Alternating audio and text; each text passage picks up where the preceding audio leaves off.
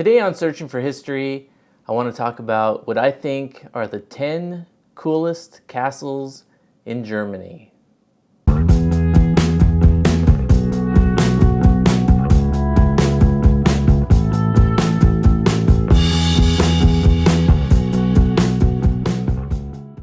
I really love castles. It really is an obsession of mine. I have been to something like 200 castles in Europe. It really is the main reason why I like to travel in Europe, to find the next coolest castle. I've been thinking about the best way to share with you guys the approximately 120 castles that I've visited in Germany. So I've decided to do kind of a 10 best castles or 10 coolest castles. I know this is very subjective, but it's the castles that I think are the coolest in Germany. Let's start from the coolest to the most coolest. Number 10 is Burg Randeck. Burg Randeck is a ruin on top of a cliff overlooking the town of Essing, and it's located about 15 miles northwest of Regensburg in Bavaria. Burg Randeck was built around 1300 AD and was destroyed by the Swedes in 1634. It is a classic German castle, so it's small and it has one Bergfried. So Bergfried is a keep. There really isn't anything particularly special about Burg Randeck other than its unusual capital D-shaped keep, so kind of a D shape in cross-section. Typically you see round or square-shaped Bergfrieds, but this one has a D shape, so it's kind of flat on one side and round on the other. While it is a ruin, the Bergfried has been restored, and that's what really makes this a cool castle. You can walk all the way up to the top, about 4 or 5 flights of stairs. And when you get to the top, you get this spectacular view of the Rhine-Main, Donau Canal, and all the surroundings. It's pretty amazing. The castle is perched on the edge of the cliff, and when you're at the top of the Bergfried, feels like you're really high up there. And then the view, I mean, it really is beautiful. And that's why Burg Randeck has the number 10 slot on this list. Number 9 is Veste Heldburg. Veste Heldburg sits 113 meters above the town of Heldburg in the district of Hildburghausen in Thuringia. The castle fortress was built in the 12th century. So this castle is on the list for 2 reasons. Number 1, because it is unique in that outside of a fire that destroyed part of the castle, it was never wholly destroyed and it is more or less intact. And number 2, Veste Heldburg is the home of the German Castle Museum.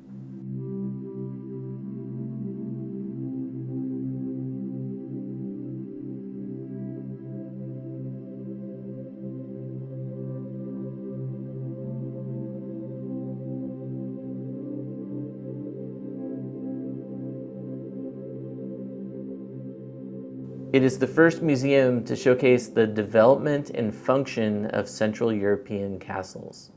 The focus of the museum is on the function of castles as defensible residences for the nobility and how they evolved over the years.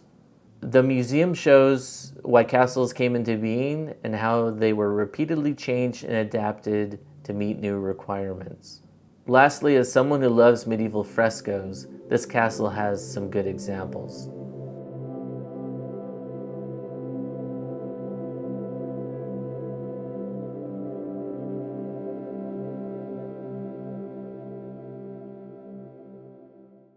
Number 8, Marksburg.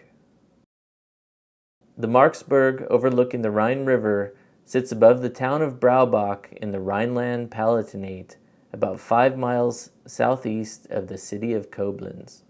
The first incarnation of the castle Marksburg was built around 1100 AD, and while it was lived in for over 700 years, it has changed and developed over time, and it has never been destroyed. This makes it unique as compared to other castles along the Romantic Rhine. I will note that in 1945, towards the end of World War II, it did suffer some damage from American artillery. When I visited the Marksburg, I had to take a tour, and the tour was in German only. But if you don't speak German, I still recommend taking the tour. It's still worth it. The Marksburg has a battery of cannon aimed at the Rhine River. Amongst the many castle rooms, the tour takes you into a kitchen off the Great Hall with a huge fireplace for cooking. The wine press dates to 1767. The tour takes you through a bedchamber, a great banqueting hall, and into the chapel tower with incredible wall and ceiling paintings. There is an armory with a small arms and armor collection. And lastly, the tour takes you to this amazingly tall, kind of tall and skinny Bergfried, which was the last refuge in times of a siege. The last thing you see before leaving the castle is the castle's forge. So if you're traveling along the Rhine River and you're near Koblenz, you definitely want to check out Marksburg. Number 7, Schloss Heidelberg. Schloss Heidelberg is a partial ruin situated above the Neckar River in the city of Heidelberg in Baden-Württemberg. The earliest incarnation of this castle was built around 1300 AD. In 1633, it was significantly damaged during the 30 Years' War by the Swedes. In 1688, it was destroyed by the French, and over the years, it has suffered damage from multiple lightning-caused fires. The castle was partially restored between 1897 and 1900. This castle really could be categorized as something between a palace and a fortress. The restored castle ruins really are spectacular to see. I particularly like the giant powder tower. Through what must have been a massive explosion, kind of split the tower in two, and you can see a large chunk of the tower just laying at its base right next to it. Here is the amazing Renaissance facade of the Haute Heinrich Bau, or Haute Heinrich building. And here's a picture of me next to a terrace overlooking the Neckar River and the city of Heidelberg. Here is a bay window on the courtyard-facing wall of the Bibliotheksbau, or library building. The castle does have a museum, and of course I focused on the armor. So the armor is really the only pictures I have. Here's a model of Schloss Heidelberg before it became a ruin. So this model represents how the castle was circa 17th century. And then here is what it looks like today. This picture here is looking up at the castle from the opposite side of the Neckar River. Number 6, Burg Münzenberg. Burg Münzenberg is a ruined castle in the town of Münzenberg in Hesse. The castle was built in the 12th century and is one of the best preserved examples from that era. This is a 2-Bergfried castle with round Bergfrieds. This typically means there were 2 families or 2 branches of the same family living in the castle. Apparently in 1255, the male line of the Münzenbergs died out. As a result, several noble families shared the castle, which was a kind of residential community of different families until the beginning of the 15th century. The castle was destroyed sometime during the 30 Years' War, so between 1618 and 1648. A restoration or consolidation effort took place in the mid-19th century. Here is the entrance with its large bastion-type tower. Cannon could shoot from these cannon loops. Here is a second gate to slow an attacker as they try to enter the castle, and then a third gate. These are likely residential buildings where people lived. This castle has some really cool detail in the stonework. Some of the detail you see is definitely from the Romanesque era, like you see here.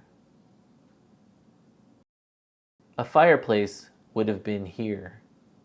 This particular Bergfried, you can climb a series of stairs to the top, which allows you to have a commanding view of the countryside and the castle ruin below.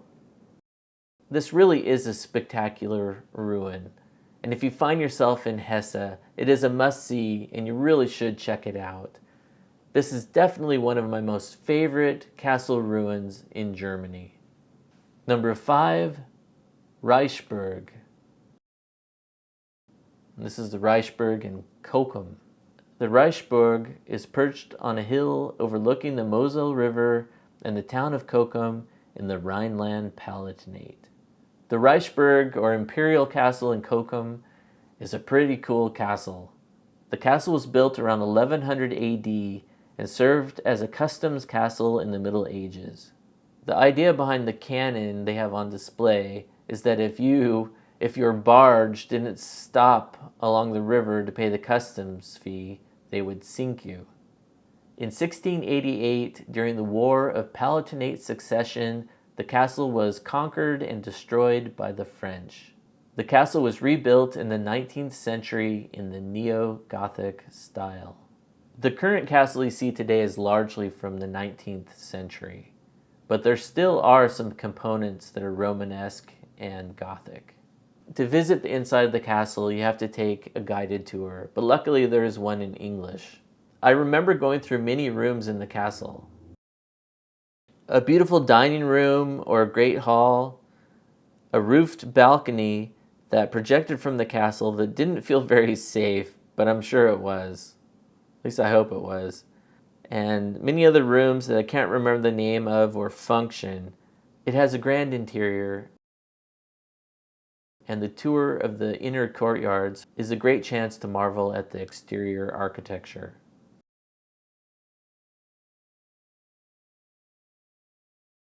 The view from the castle out over the Mosel River Valley is spectacular. It really is beautiful. If you've never been to the Mosel River Valley, you really need to go, and the Reichsburg is a worthwhile stop. Number 4, Burg Eltz.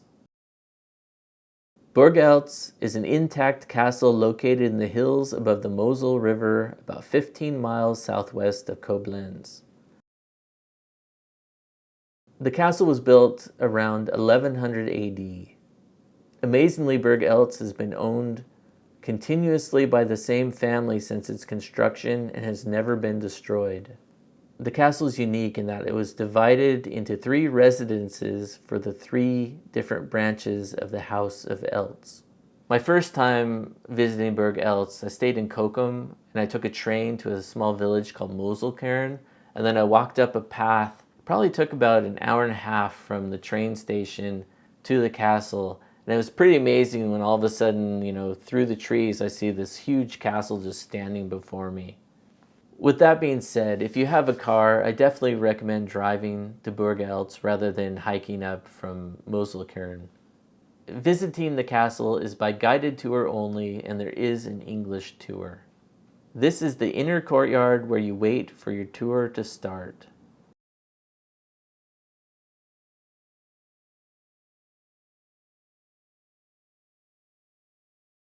This is inside a small armory, and this is inside a small dining room. Unfortunately, I don't have a lot of pictures of inside the castle. I don't really know why, but you have to trust me, it is spectacular. The castle does have a small museum/treasury, and of course my focus was taking pictures of the swords and daggers. This is a picture of some outer fortifications that have fallen into ruin. Note the piles of stone ball. I think those are stone cannonball. Here is actually a stone siege tower that an attacker built in their hope of taking Burg Eltz. Burg Eltz really is a magnificent castle to visit and is definitely worthy of the number 4 position on this list. Number 3, Burg Hohenzollern.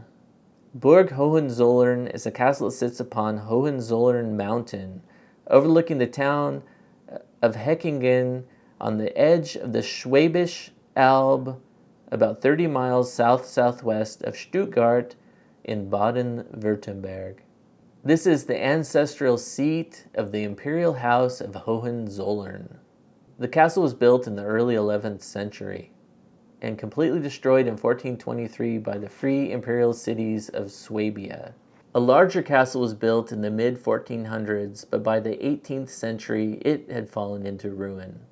The third castle you see today was built between 1850 and 1867. With over 350,000 visitors per year, Hohenzollern Castle is one of the most visited castles in Germany. The entrance, the Eagle Gate, leads to a winding Zwinger, a kill zone between two defensive walls that turns 4 times as it leads you up to the final gate before entering the inner courtyard. The palace itself, so the third castle, sits upon the outline of the second castle. I can't remember if this was a guided or self-guided tour, but I do remember being able to see a lot of the interior spaces. I have photographs of the castle's armory and of the beautiful chapel.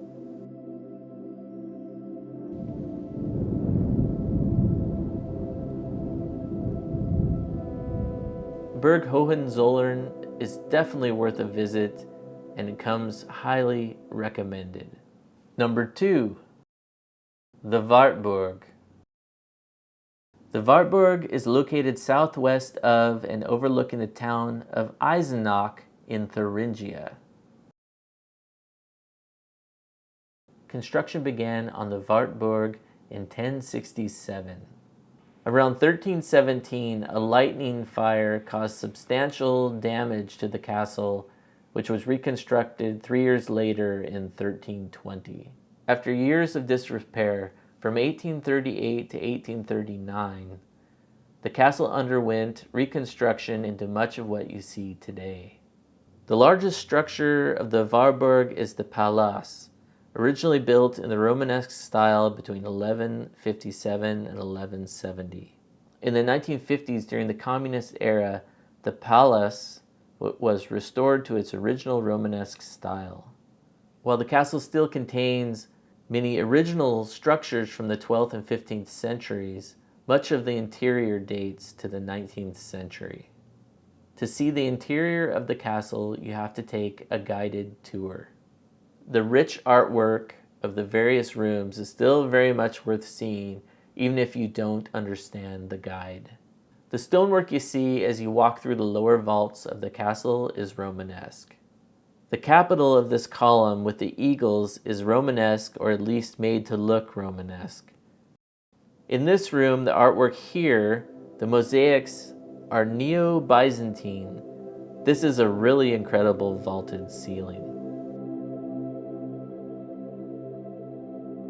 These paintings are definitely 19th century. Medieval art is more abstract. This is too lifelike to be medieval. This is the Hall of the Minstrels. And lastly, the location where Martin Luther lived and translated the New Testament.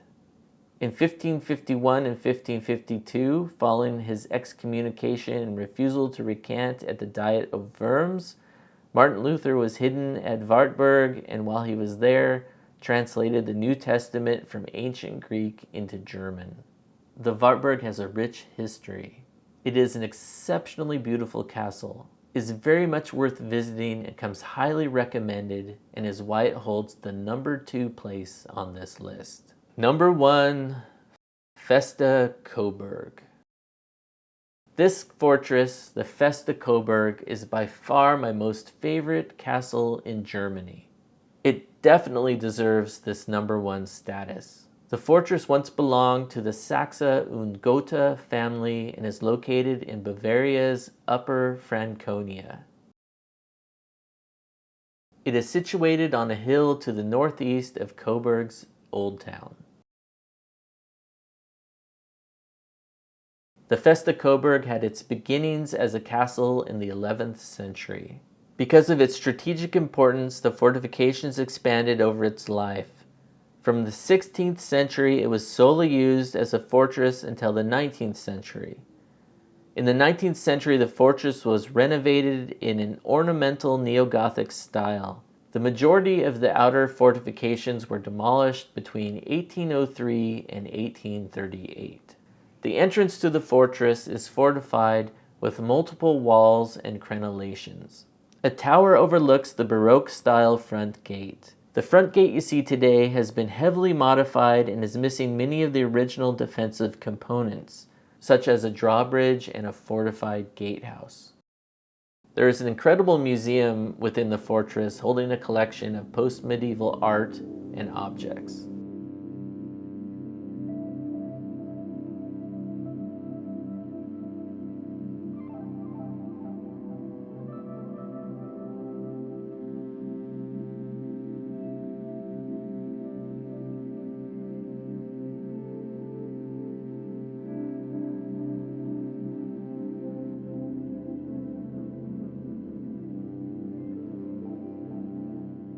As with the Wartburg, Veste Coburg is another example of a place where Martin Luther spent time translating the Bible into German.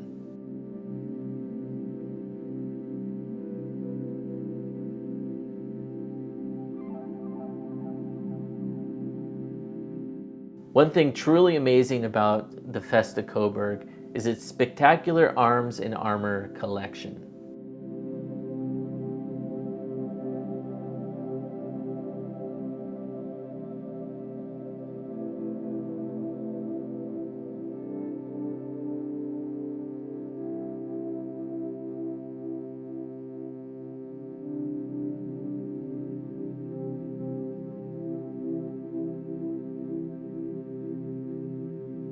There really is no other castle-type structure in Germany that is as amazing as Veste Coburg. It truly is incredible. If you're planning a trip to Germany, you really should go to Coburg. Coburg itself is fantastic. And when you're there, take the time to walk up the hill to Coburg's truly magnificent fortress, the Veste Coburg. Well, that was my 10 favorite and coolest castles in Germany. I hope you enjoyed watching the video. If you know of other cool castles in Germany, let us know in the comments below and let us know what makes them so cool. If you have any questions about the 10 castles that I visited, let us know in the comments below and I'll do my best to answer your questions. Please like, share, and comment on this video, and don't forget to hit the subscribe button. I look forward to seeing you next time on Searching for History, and thanks for watching.